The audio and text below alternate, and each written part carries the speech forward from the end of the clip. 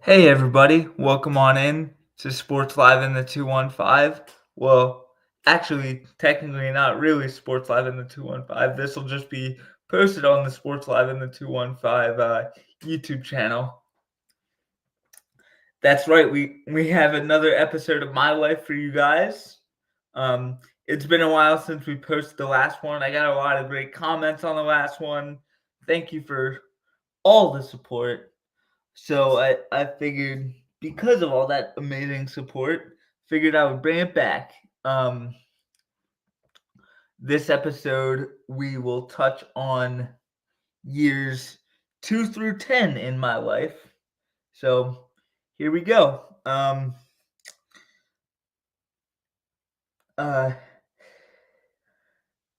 I started, after my whole heart issue got solved, I still had another couple years of being a baby slash toddler, um, before going to Easter Seals at age 3. So 2, and then I turned 3 in the summer of 2005. Um, and then at age 3, I started preschool, and then age 4, I went to pre-K. At Easter Seals, which is where I went to preschool, I met um, 2 amazing people, or specifically 2 amazing people. I met my childhood best friend Dominic, and I met one of my absolute favorite teachers of all time, my preschool teacher, Miss Julie, who I still keep in touch with to this day. And I'll forever be grateful to Easter Seals for that. And they also introduced me to a whole new world of just socialization outside of my home. And um, they also introduced me to um, like physical and occupational therapy, which is where I met my first occupational therapist. His name was Michael. And he taught one of the first things he taught me was how to use a fork. Um, and I can remember having, this is actually a funny story. I can remember having like my peanut butter and jelly sandwiches cut up in like small pieces, so I'd be like forced to use a fork. He um he'd always tell me like make sure you stab it right in the middle, nice and hard, so it stays on the fork. And that's just a story that it still sticks with me to this day. Um, and I'm grateful to say I've talked to Michael pretty recently, and I stay in touch with Miss Julie. Um, and yeah, she's A1 class personified.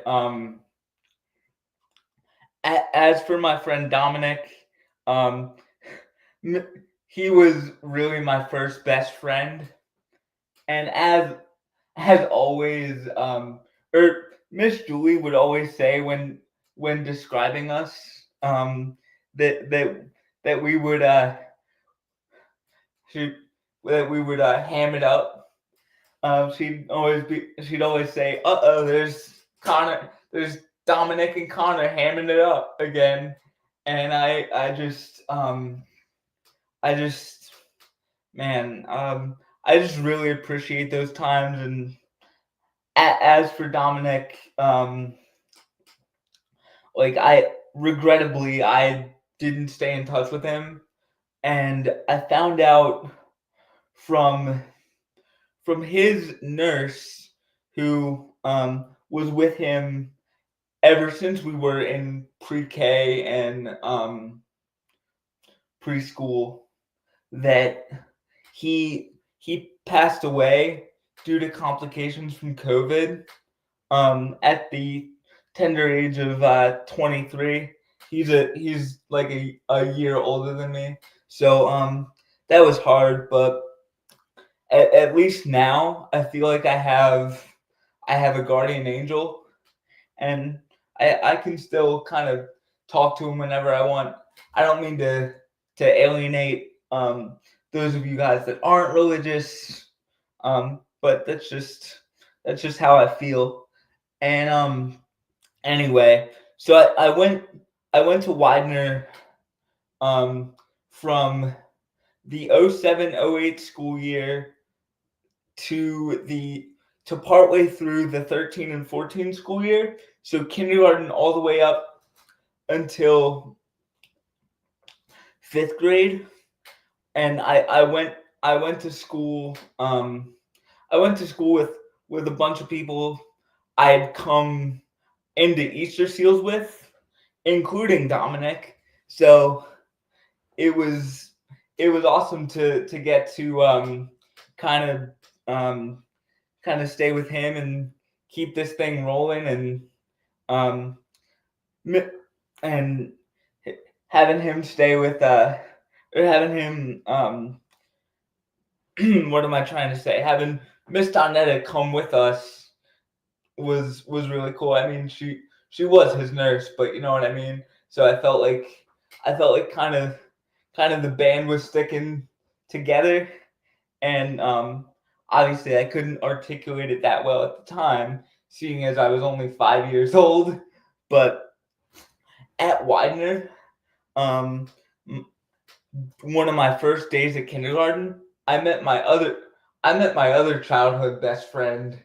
Um, his name was Khalid, and he and I were just inseparable from the moment we met to the moment I left Widener midway through 5th grade. Um, that guy and I, as well as me and Dom, were just we were thick as thieves, as my mom would say. Um, but yeah, it's just those first childhood friendships were really important for me, and they were pretty integral, and um like even though I haven't done as great of a job staying in touch with those guys, meaning Dom when he was still on Earth, and Khalid for a while, the all those both those guys are still in my heart. Um, yeah, like Widener, I met a bunch of amazing people. I met I'm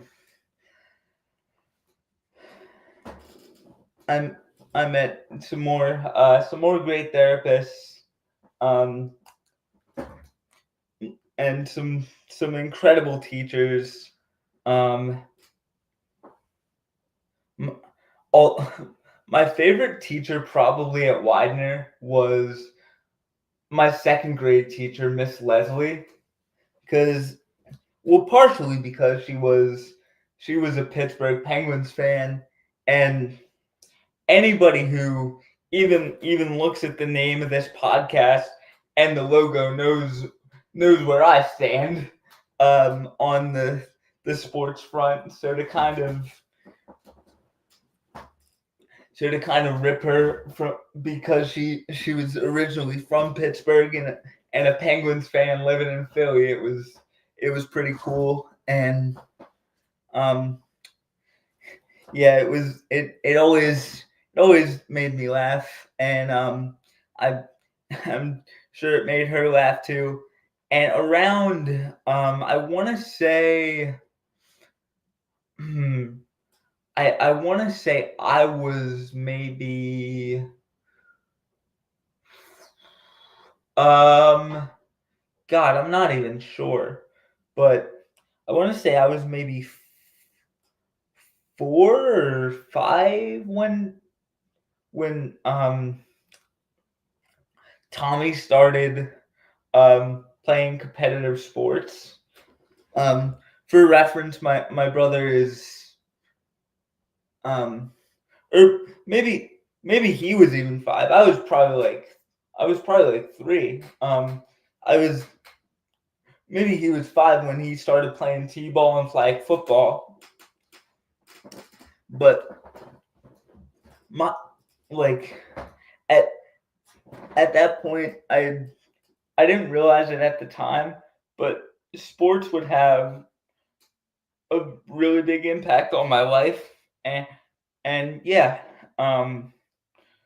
and as Tommy grew older and the T was swapped out for an actual pitcher in baseball, and the flags for flag football were swapped out for pads and a helmet. Um, my, we we met our we actually both already knew our our Little League baseball coach. He was the biggest jerk in the world. And if he's if if he's watching this episode, I just want to say, hey, Dad, how you doing? I love you. No, I'm kidding. He was my favorite, probably my favorite baseball coach, tied with my 2 college coaches, which we'll get to that. But anyway, yeah, like I realized just the camaraderie, and the teamwork, that sports taught me. Like even though I couldn't play like a single competitive inning, like I could take away the lessons from sports that my my my like I don't want to say able-bodied, but my non-disabled brother could, even though I wasn't out on those fields, you know what I mean? So that's just such a cool thing about sports. Hold on 1 second. Let me get my foot up. I apologize. That's something I'm working on. Not throwing my hips out when I get excited and when I talk. So yeah, it's a work in progress, and I'm excited to have you guys watch me get better at some of these physical things. But anyway, oh yeah, where was I? Oh yes, sports having just this incredible impact on me, and kind of in relation to sports. Well, not before we get to that. I was able to watch the Phillies win the World Series in 2008, and right before Eric Hinske, I want to say right before either he came up or right before Brad Lidge threw that final slider to get him out, my dad said to me, my my dad said to me, Connor, after the parade, we're gonna, or after the game, we're gonna go to a parade. And me being 6 years old, I didn't know what that meant. And he was like, after the, I was like, oh, when? He said after the game. I was like, and then I was like, oh, cool. So then when Brad Lidge threw that final slider to strike out Eric Hinske, I let out the highest pitch girl scream. You know, I was like, yeah. I can't do it now. My voice is too low. But I let out the biggest freaking squeal. Oh my god, you would have thought a pig died. But yeah, that was just one of the coolest moments of my early life. And oh yeah, I knew I missed one thing in the Easter Seals chapter of this story. I had or Easter Seals as an organization had something called the Walk With Me, where people will people will run for certain disabled youth, and they make donations. It's a really good cause, and I was the honorary ambassador for it. I want to say that was when I was 3 or 4. I forget which year that was.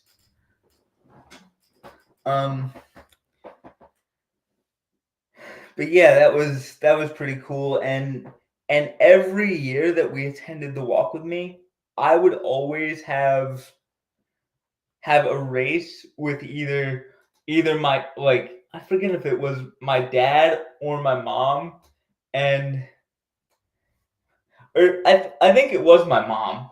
And my dad would always, like, he'd always be on me to like stand up tall, like what, um like make sure you're taking big steps, don't drag your feet. And I mean, if you really think about it, isn't that just a metaphor for life? Don't drag your feet. Shout out to dad. I'm sorry for what I said earlier in this video. I love you, big guy.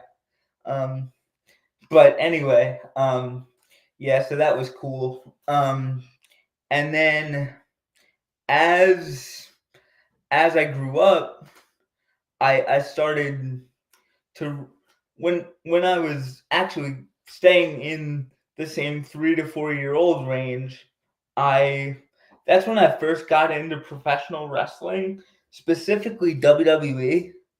Um, because like they were the biggest game in town, so to say. And my well, they still are, but like TNA was kind of TNA had just started the year I was born. And yeah, there was no AEW at this point. That wouldn't come till another like 14 or 15 years later. But anyway, my first favorite pair of wrestlers were Carlito, just simply because he had apples on his wrestling trunks, and I was like, he likes apples and I like apples. And then my my um other original favorite wrestler was Bobby Lashley. J- like I didn't understand the first thing about wrestling at that point, but I just saw this guy as big as a brick outhouse. And when when he would spear somebody, which is a wrestling move where you just run and tackle the guy, you run and tackle the guy you're wrestling. I was like, whoa, that's insane. Um, and yeah, it was really great that I got into wrestling. Plus, it didn't hurt that Tommy was into it as well. And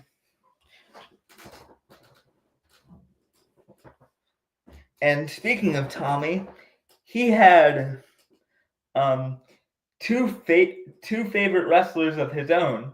The second of which is far more interesting to his story, or far more interesting to this story. I mean, the first was John Cena. The second was Jeff Hardy. And so, anyway, Jeff Hardy had a brother. His name was Matt Hardy, and they were in a tag team called the Hardy Boys. And so since let me so since Tommy's favorite was Jeff, I decided my favorite wrestler would be Matt Hardy.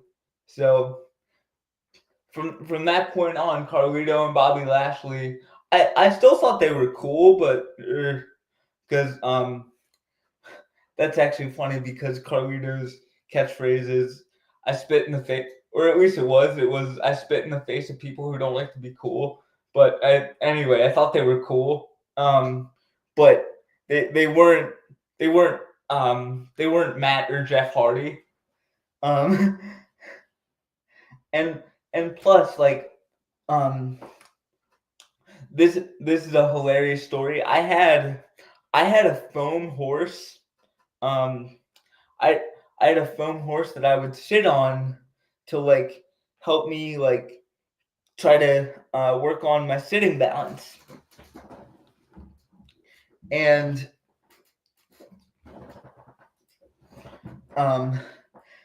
so whenever Tommy and I would wrestle, and especially when we were doing tag team matches, we would always wrestle my foam horse.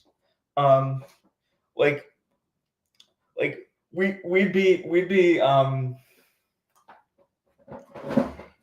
like we'd obviously be Matt and Jeff Hardy, and Tommy would put on his Jeff Hardy armbands, and I had a microphone, which that's a whole that's another story, because I saw it on I forget which show that was. I think it was called The Little Einsteins. Let's look it up, verify it. But yeah, I was like, oh, that looks cool. So my dad, for one of the Christmases around that time, bought me a little microphone, and we used that Tommy and I used that if we were doing what's called a wrestling promo, which is essentially a pre-match monologue. Or it doesn't even have to be pre-match, but the way we did it is we'd always do the promos before the matches. Like,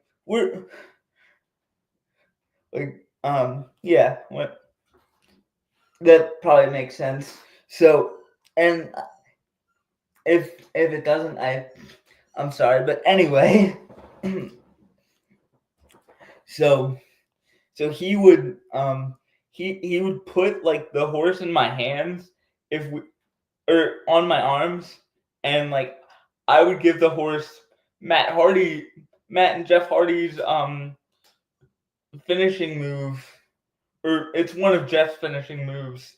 It was Matt's only finishing move, called the Twist of Fate, and then I would roll the horse over, and then Tommy would jump off of our couch and do the Swanton Bomb, which was Jeff Hardy's finishing move, where you dive off the couch, or you dive off the top rope and land on your opponent, or land on, like, whoever you're landing on, back first, and then he would pretend like he was pinning the horse, and we'd say 1, 2, 3, and we'd all jump up and celebrate and do like the Hardys, like, their like little celebration. Yeah, it was childhood memories, man. Just those were incredible. And then what else? Let me fix my foot and then check back with my notes here. Oh, yeah. I had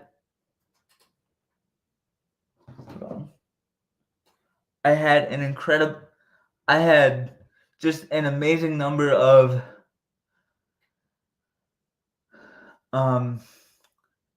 wrestling action figures. A lot of them I still have.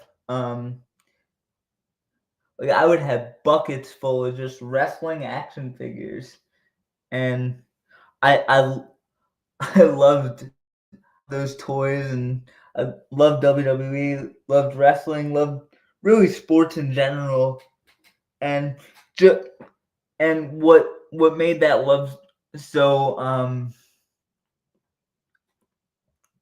so strong was because I was doing it together with Tommy. Before I jump on out of here, I want to touch on Tommy's. I did briefly touch on Tommy's time with the Prospect Park Termites, which was his football organization that he was a part of in Prospect Park, which is where my dad grew up in Bucks County. But anyway, oh, one more thing, last and certainly not least. I had a great babysitter by the name of Amanda, and she helped me tremendously. She helped me learn how to brush my teeth, how to like put my shirt on, how to like sit up by myself, how to walk down the stairs. She was instrumental in my development, not only physically but mentally and emotionally, like as a young person. So Amanda, if you're listening to this podcast, shout out to you. I'll always have love for you. Thank you for everything. And I just really want to thank you guys for listening to this. And as always, this is